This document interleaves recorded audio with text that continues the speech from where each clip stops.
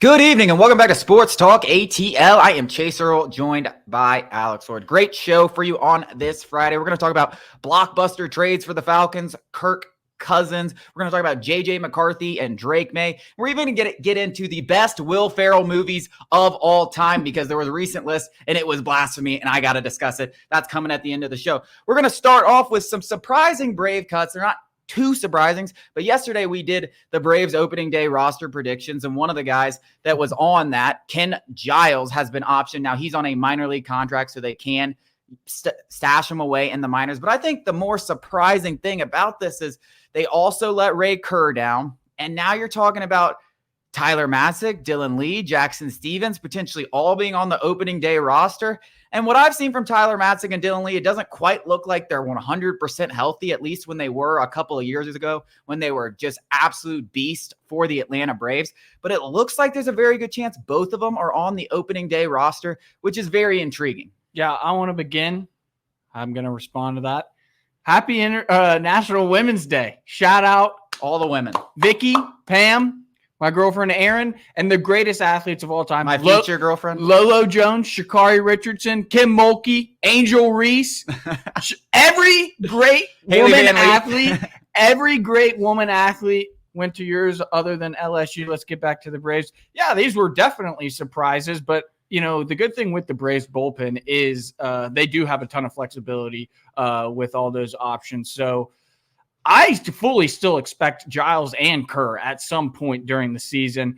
It is very surprising. You said it, and I thought it through. Of Matzik looked like he's trending towards beginning the season on the IL, and this move suggests that's not going to be the case. Yeah, I don't really I was looking at he's just not touching where he was during his. Well, I mean, in 2022 before the injury, he was around 94. So he was 2022, he was the best reliever, one of the best lefties in baseball, sitting 97, 98. We remember, or 2021 when they won the World Series. 2022, he was sitting 93, 94. Then he had the Tommy John surgery. He's around that 93, 94 area right now. So I guess it depends how he feels. I mean, he was still a decent reliever in 2022 when there was a little bit of the lack of velocity. I just thought there was a chance they would build him back up, especially when you have a guy like Ken Giles. You could say the same about Giles, maybe, though. And Dylan Lee, I heard, I didn't get the chance to watch him, but I heard he was sitting around 90, which is about 3 miles per hour less than he was before his shoulder injury. And you know how much I hate those shoulder injuries. But I looked at the 40-man roster just to make sure I wasn't missing anyone. And I'm not.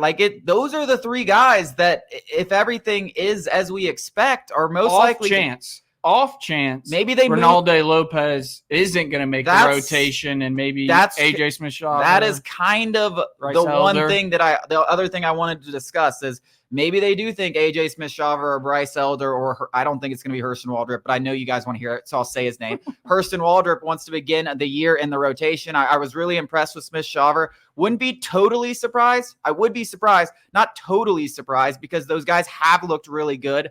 But yeah, they have looked really good, but so has Ronaldo Lopez. That's the thing it would be surprising, not because the young guys are obviously shoving. It's the fact that Ronaldo Lopez is, and he's way more valuable as a starter. So I'm a little hesitant. We saw last year Jared Schuster and Dylan Dodd make the opening day rotation. So they definitely aren't it wouldn't be something new that they would do something shocking, because I didn't think either of those guys should be on the opening day roster. It turned out neither of them should be. I don't know exactly what they saw or the reasoning behind it. Bryce Elder obviously came up early in the year in relief of Max Fried, and he established himself as a member of the rotation. So that just shows everything's fluid. It doesn't really matter who's on the opening day roster, but I think it's intriguing with Ken Giles going down. I'm interested to see. Maybe they bring someone else in. Maybe it is Matzik, Lee. First of all, that's a lot of lefties in the bullpen. Matzik, Lee, Aaron Bummer, and AJ Member. That's 4 lefties in the bullpen. So, it's interesting. Yeah, and, Bryce Elder had another impressive outing yesterday against the Red Sox. So I know we keep talking about the young guys because they have, frontline starter Bryce potential. Elder is a young guy, but he's 24. Bryce Elder, again, quietly just going about his business. 6 strikeouts. Quietly going about his business. 6 strikeouts and 3 in a third. But we'll see what happens, and we'll keep you updated. Coming up after the break, Kirk Cousins. Do the Falcons have the salary cap to get him and make other moves?